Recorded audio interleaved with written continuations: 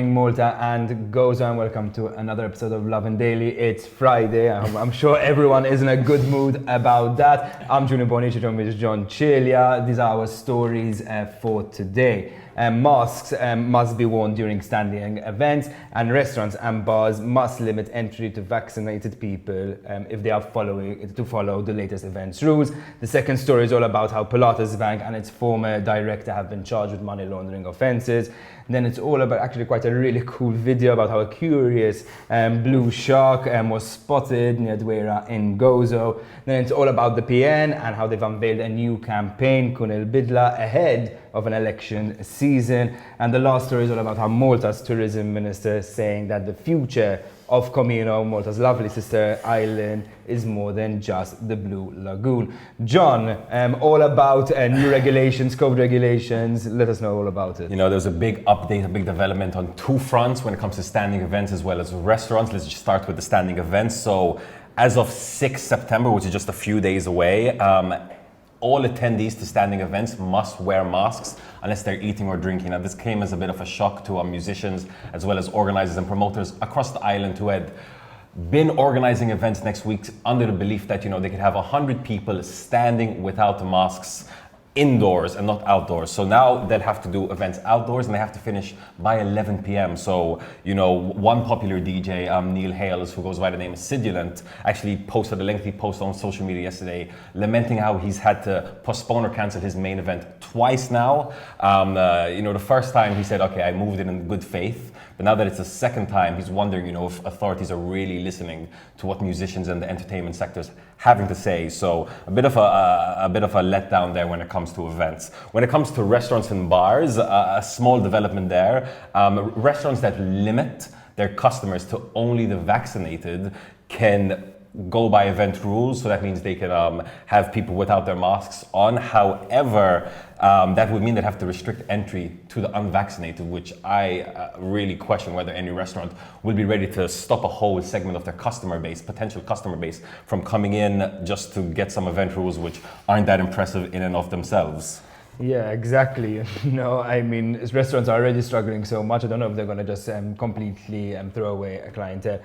To be honest, I mean, the regulations are a bit, once again, you know, confusing, unsure, you know, just at a time where we're supposedly one of the most vaccinated countries in the world. It's something that Chris Fern loves to mention every single time, but yet we're sort of teetering with all this uncertainty, which I feel really bad for the people who either like support their income on events or it's their main income, right? Because they're actually never sure, you know, what's going to come next, what the government is going to do next. When it comes to restaurants, I can't understand why the government is continuing on this policy of trying to coerce people into getting the vaccine. It simply doesn't work, you know. I've never heard of anyone, you know, who's been coerced to something with joy, you know, and they still continue to do it.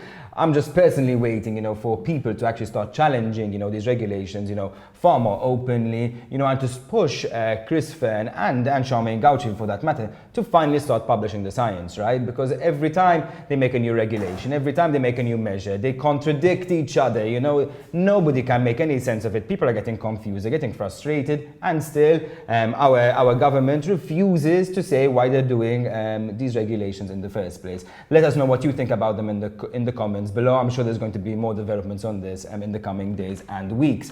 On to our next story. PILATUS Bank and its former director, Claudine Saint-Fournier, have been taken to court over money laundering charges. This is linked to an inquiry that was opened in November 2018 after PILATUS Bank's owner, Ali Sadr Hazmenejad, was arrested in the US for evading US-Iran sanctions. Now, the inquiry itself, for those of you who know, actually cost a whopping 7.5 million for the state, but it seems to have at least yielded some results. Now, both PILATUS Bank and Saint-Fournier were taking on anti-money laundering and other financial crimes. So we, you know, unfortunately, in the court sitting itself, we weren't actually given more details on what the offences were and what they would detail. So we're going to have to wait for other sittings, you know, to find out more exactly what those crimes they had committed.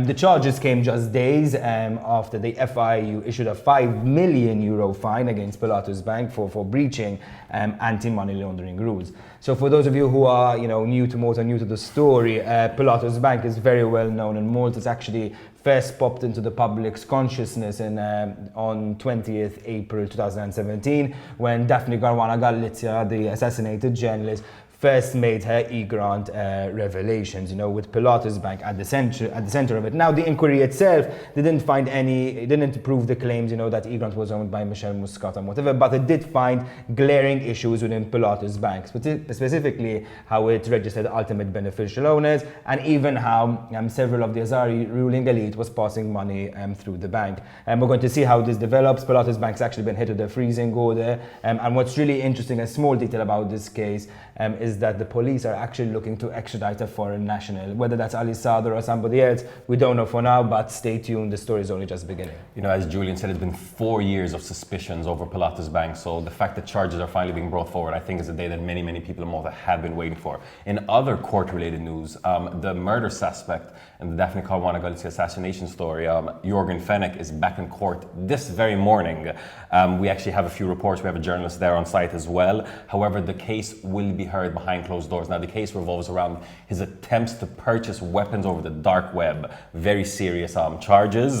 So it will be behind closed doors, but definitely stay tuned for more on that story. Moving on to another shark. If you don't like sharks, you probably want to avoid Gozo, at least for the time being, because a curious blue shark was seen in the waters. Now, that said, there's no reason to fear the shark. It's really not a lethal shark. It's a blue shark, and it was actually captured in quite HD footage and photos, surrounded by a beautiful shoal of pilot fish. Vitamin C Water Sports uploaded videos and footage of the shark saying, a beautiful shark spotted today in DWEJRA while doing a round Gozo trip. Something very unusual to see in our seas, and no, it's not a great white shark, so don't be scared. Marine biologist Alan Daydoun, confirmed that it was a blue shark that was feeding near Crocodile Rock in DWEJRA. And it was really interesting. A lot of people online, had two thoughts about it. Some people were saying, I would have gotten out of the water as soon as I saw the fin, whereas other people, such as ultramarathon, endurance marathon athlete Neela Juice, commented saying, if I saw that shark, I would have jumped right in to get closer to the creature.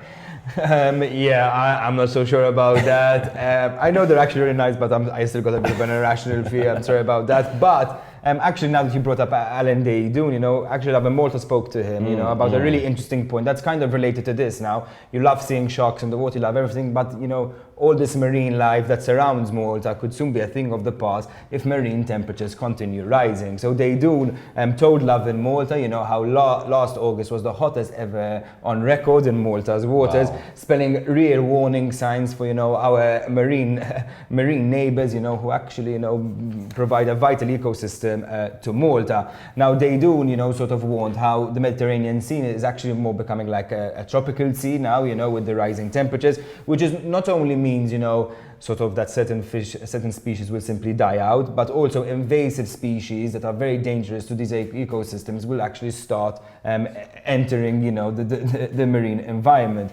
So remember, really beautiful to see these sharks, but remember, how important it is to protect them at all costs. On to our next story, the PN, the Nationalist Party, has launched a new campaign, IL-BIDLA, which means Be the Change. And this came, with a bit of fanfare, with a website and even an accompanying video to it. The website itself is going to serve as a sort of one-stop shop for the PN and its supporters, and will provide information, on its electoral candidates, while also hosting virtual events, blogs, and everything of that sort. I think the goal really over here from the PN is to sort of get its members to sort of interact with the party, and start contributing more effectively, so it starts seeing improved results. The PN, it's almost a running joke now, they've lost election after election after election for the better part of a decade. Speaking of elections, this unveiling came just as, rumors are starting to really heighten up that an election could be happening in November, something which Prime Minister Roberta Bella has refused to rule out, just to keep in mind. So, it's at least a good indication of where the PN is going, in the future. However, a little bit of a personal opinion over here.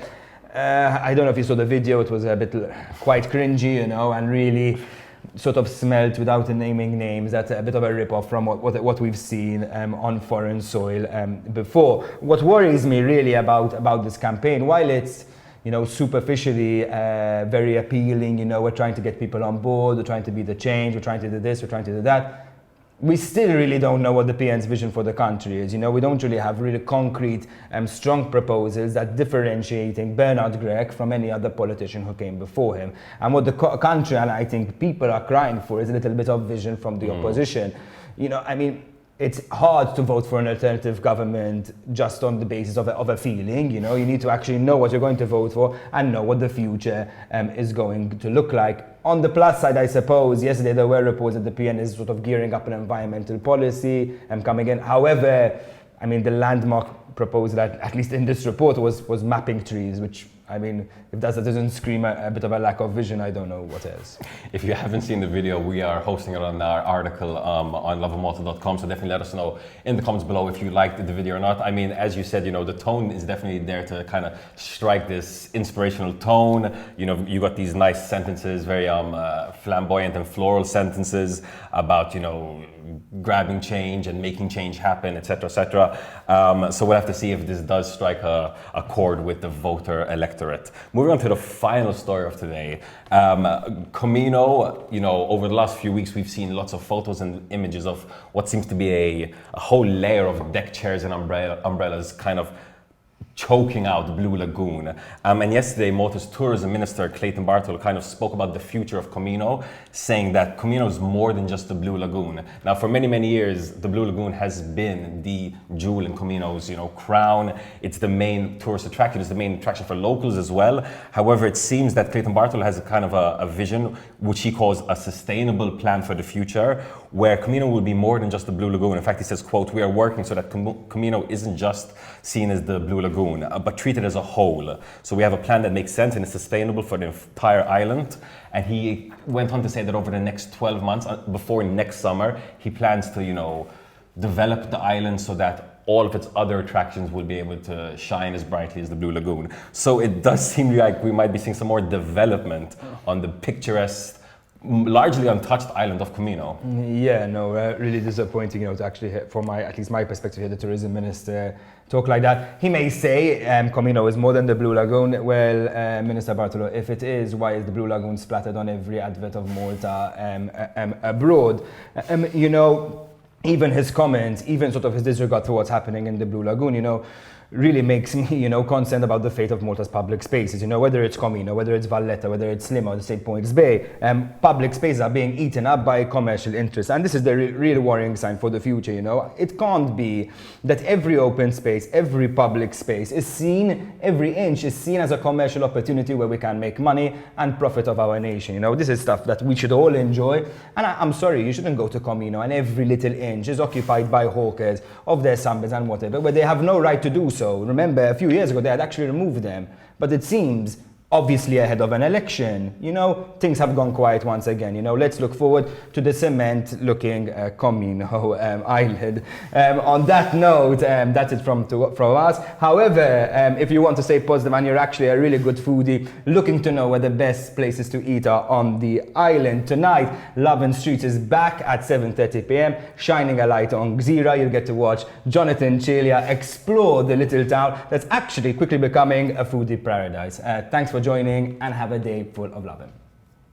Now, when it comes to epic comebacks, I don't think there's any Maltese town doing it better than DWEJRA. In the next episode of Lovin Streets, I will find out how such a small, strange little town became numero uno for food and culture in 2021.